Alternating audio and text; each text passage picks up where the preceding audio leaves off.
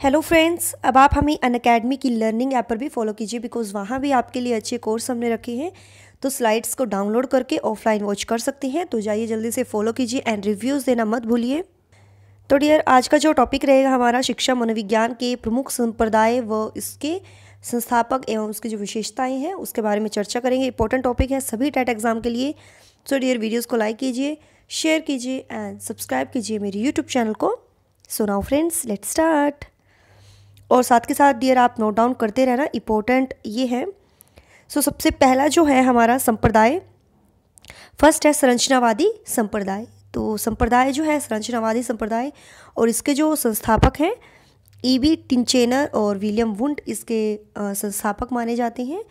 और इस संप्रदाय की जो विशेषताएं हैं, तो डियर साथ के साथ नोट डाउन करते रहना कि इस संप्रदाय की विशेषताएं क्या क्या होती हैं। तो फर्स्ट जो बताया है कि जो संरचनावाद है इसके अनुसार जो मनोविज्ञान है चेतन अनुभूतियों के अध्ययन का विज्ञान है। जो संरचनावाद है जो मनोविज्ञान की जो कॉन्शियस जो फीलिंग्स जो होती हैं उसके अध्ययन का ये विज्ञान है।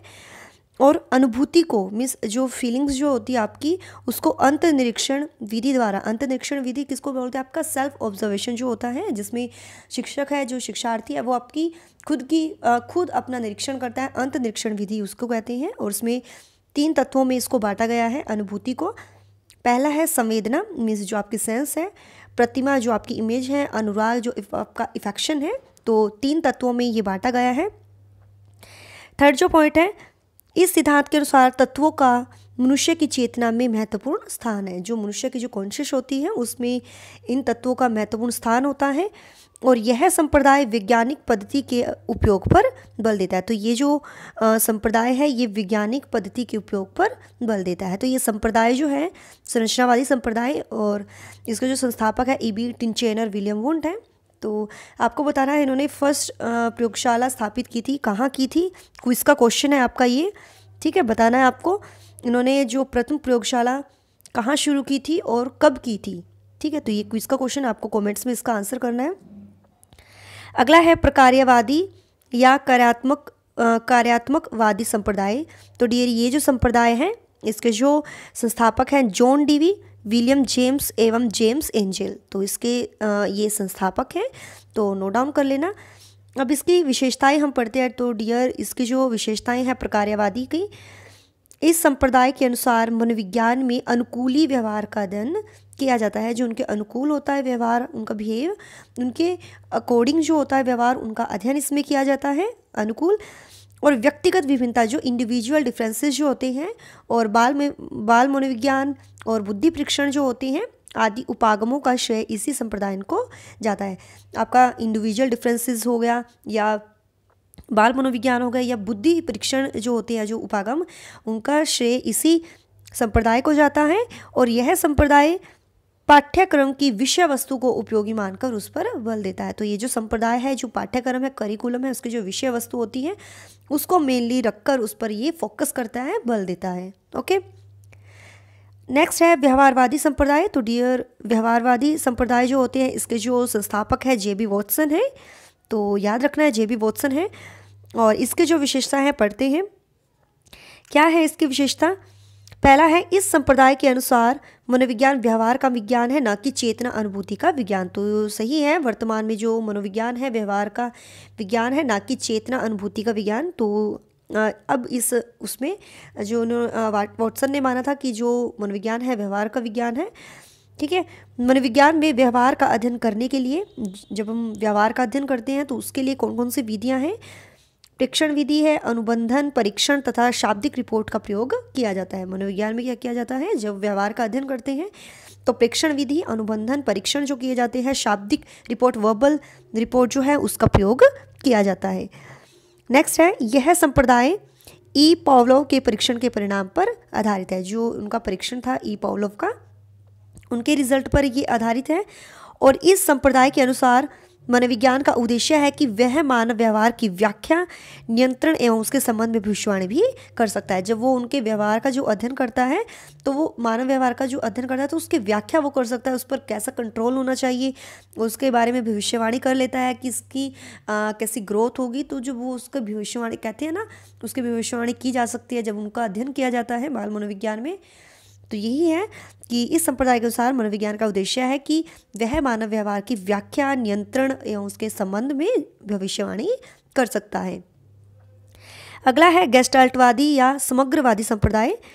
तो गेस्टाल्टवादी मनोवैज्ञानिक थे मैक्स वर्दाइमर।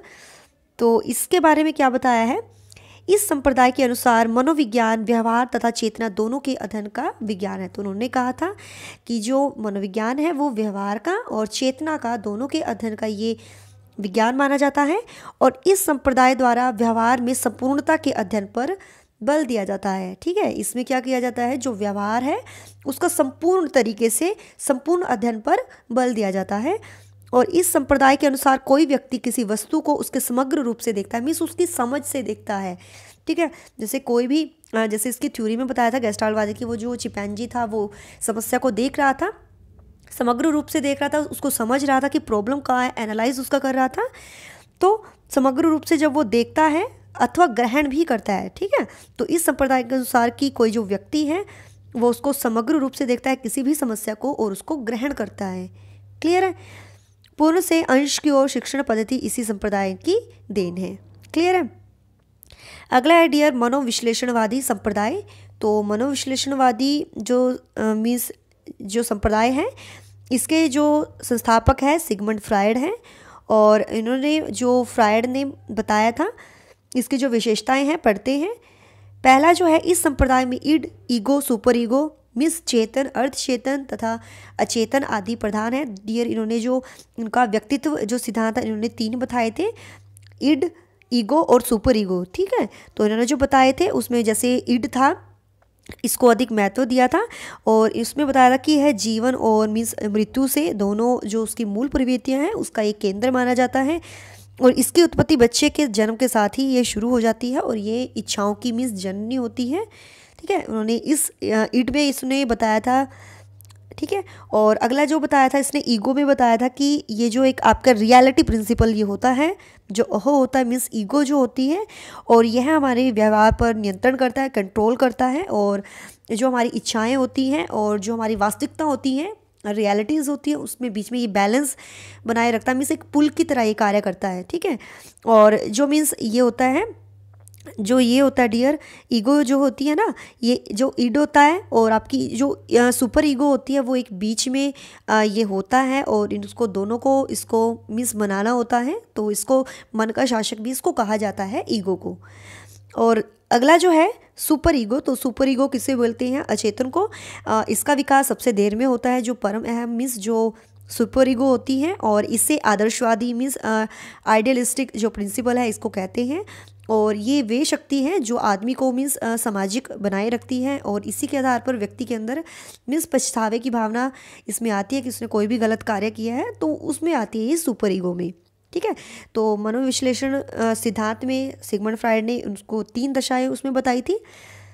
अगला जो पॉइंट है सेकंड है, इस संप्रदाय के अनुसार जब व्यक्ति की खास इच्छा की पूर्ति मीन्स जो उसकी इच्छा है उसकी पूर्ति कुछ सामाजिक प्रतिबंध के कारण नहीं हो पाती, जब उसकी जो इच्छा है उसके मन में वो किसी कारण नहीं पूरी हो पाती, तो ऐसी जो इच्छाएं हैं वो चेतन से अचेतन में भेजी जाती हैं, तो जहाँ वे सक्रिय रहती हैं तथा व्यक्ति के व्यवहार को काफ़ी प्रभावित करती हैं। ओके, अगला है थर्ड पॉइंट, इस संप्रदाय के अनुसार व्यवहार निर्धारण, जो उसका व्यवहार है उसका निर्धारण और उसका जो पर्सनैलिटी है उसमें यौन कारकों को भी महत्वपूर्ण स्थान दिया गया है। यौन कारक में जिसको लिबिडो कहते हैं, ठीक है, काम जो शक्ति होती है उसको लिबिडो कहते हैं, और इसका जो संबंध होता है मीन्स व्यक्ति की ये कामुकता से होता है, और लिबिडो के अंतर्गत मीन्स ये नहीं है कि केवल काम वासना की संतुष्टि को ही नहीं रखा जाता, बिल्कुल उसके अंदर वो सब व्यवहार आते हैं जिनका संबंध जैसे प्रेम, स्नेह, लगाव आदि से होता है, तो ये सब उसके अंतर्गत आते हैं। ओके,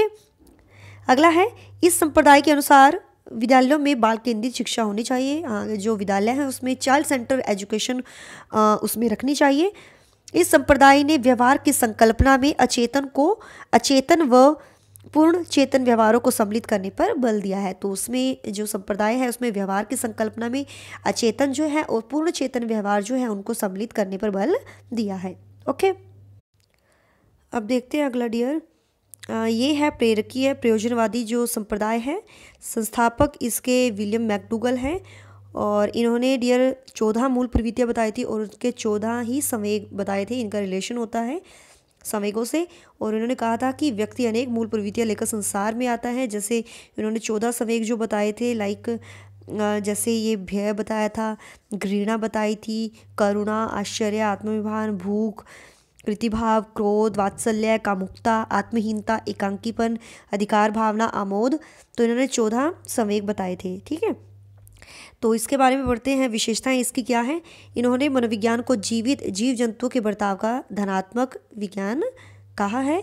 और इस संप्रदाय ने उद्देश्यपूर्ण व्यवहार के उद्देश्य पर अध्ययन पर इसमें बल दिया है। जो उद्देश्यपूर्ण जो व्यवहार है उसके अध्ययन पर बल दिया है। और उद्देश्यपूर्ण व्यवहार का शक्ति बल मूल प्रवृत्ति होती है। ठीक है, तो उद्देश्यपूर्ण जो व्यवहार होगा उसकी शक्ति मूल प्रवृत्ति होती है।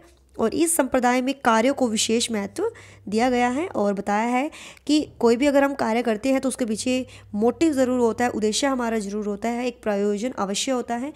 अगर आप स्टडी कर रहे हो, अगर आप सी-टेट दे रहे हो, यूपी टेट दे रहे हो, कोई भी टेट दे रहे हो, तो आपका एक उद्देश्य है कि आपको टीचर बनना है ना, तो आपके पीछे उद्देश्य रहता ही है। तो सभी का है कि कोई भी अगर हम कार्य करते हैं तो उद्देश्य हमारा रहता ही है। और इस संप्रदाय में आत्म सम्मान को बहुत महत्व इसमें दिया जाता है। और इस संप्रदाय को प्रेरक संप्रदाय भी कहा जाता है क्योंकि यह प्रेरणा, कार्य करने या कार्य करने की इच्छा पर बल देता है। ओके, तो अगला जो है साहचर्यवादी संप्रदाय, साहचर्य स्थापित कर लेना, जब कॉम्बिनेशन स्थापित कर लेना। तो ये जो संप्रदाय है, संस्थापक इसके जॉन लॉक है। और इसकी जो विशेषता है कि इस संप्रदाय में संप्रदान और जो स्मृति ज्ञात साहचर्य है, मेमोरी जो हमें पता है, जो हमारे दिमाग में मिस याद है हमें, तो उसके बारे में इसको महत्व दिया जाता है। ठीक है, उन चीज़ों को महत्व दिया जाता है जो हमारी मेमोरी में फिट है। तो उनके साथ एक साहचर्य जब स्थापित हो जाता है, कॉपरेशन जब स्थापित हो जाता है, तो उसको कहते हैं साहचर्य संप्रवाद। ठीक है, तो डियर यही थे आज के हमारे शिक्षा मनोविज्ञान के जो संप्रदाय थे और इनके बारे में जो हमने बताया है, विशेषताएं, उनके जो संस्थापक थे। I hope you like this video. If you like this video so please do like, share and subscribe my YouTube channel. Till then bye bye, रब रखा, जय भोलेनाथ।